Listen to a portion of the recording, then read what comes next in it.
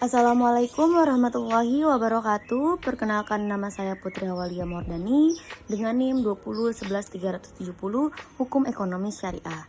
Di sini saya akan membawakan jurnal learning. Materi yang pertama yaitu rahan. Pengertian rahan. Gadai dikenal dalam fikih klasik disebut rahan. Kata-kata rahan dalam bahasa mempunyai arti menggadaikan. Bahasa mempunyai arti menggadaikan atau jaminan.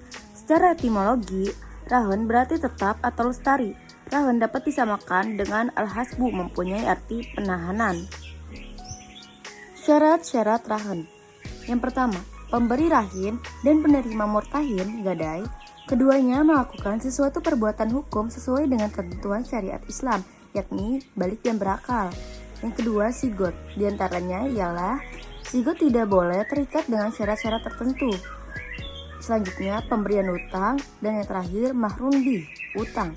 Rukun-rukun gadai. Yang pertama, orang yang berakad akid ada dua macam. Di antaranya ialah yang pertama, yang menggadai. Yang kedua, orang yang menerima gadai. Selanjutnya, maqud alaih, yang diakadkan, yakni meliputi dua hal. Yang pertama, barang penggadaian atau yang digadaikan, marhun. Yang kedua, hutangnya karena diadakan gadai. Selanjutnya yang terakhir, akad gadai, sigo. Dasar hukum rahan terdapat dalam Quran Surat Al-Baqarah ayat 283. Materi selanjutnya ialah hiwala dan jialah. Apa itu hiwala? Pengertian hiwala secara bahasa hiwala berarti pengalihan, pemindahan, perubahan warna kulit, memikul sesuatu di atas pundak. Sedangkan jialah yaitu menurut bahasa ju'ala jialah berarti mengupah. Secara istilah berarti sebuah akad untuk mendapatkan materi upah yang diduga kuat dapat diperoleh. Rukun dan syarat hiwala.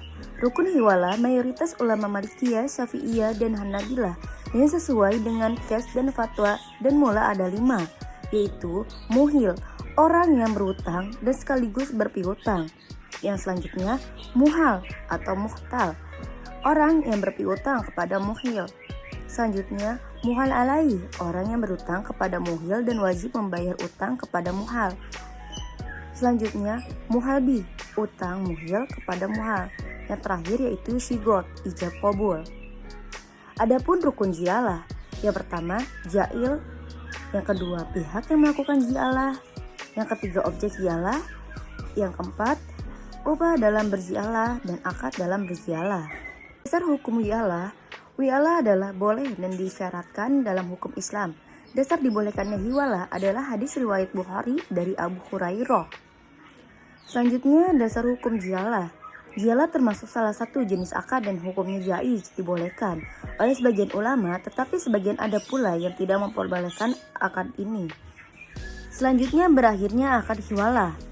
Yang pertama, hiwala dibatalkan oleh salah satu pihak sebelum akad berlaku secara tetap. Yang kedua, pihak ketiga melunasi utang yang dialihkan kepada pihak kedua.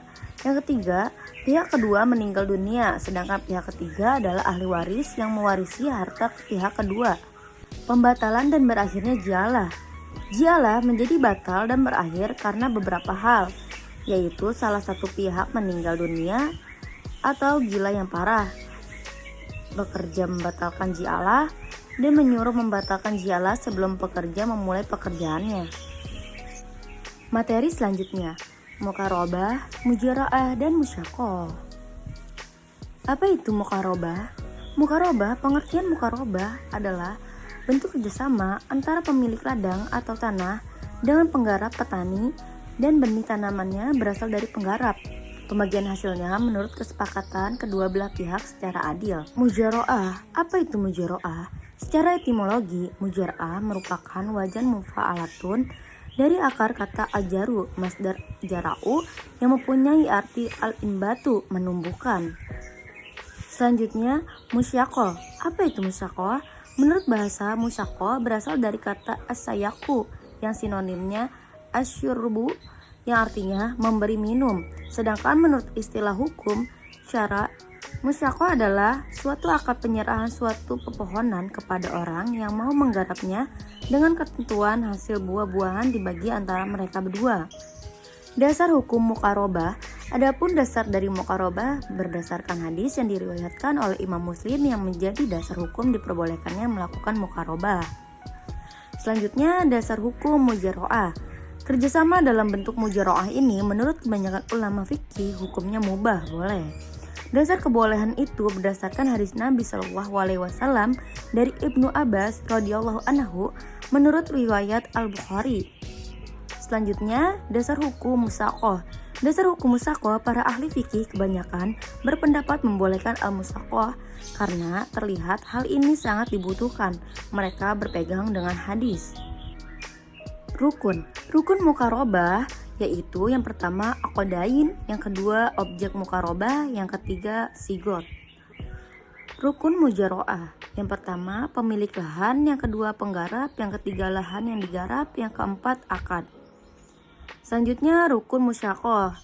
Menurut jumhur ulama, selain ulama Hanafiyah berpendapat bahwa rukun musyaqah adalah yang pertama aqdain, yang kedua tanah perkebunan yang menjadi objek musyaqah, yang ketiga jenis usaha yang dilakukan oleh petani penggarap, yang terakhir yaitu sigot.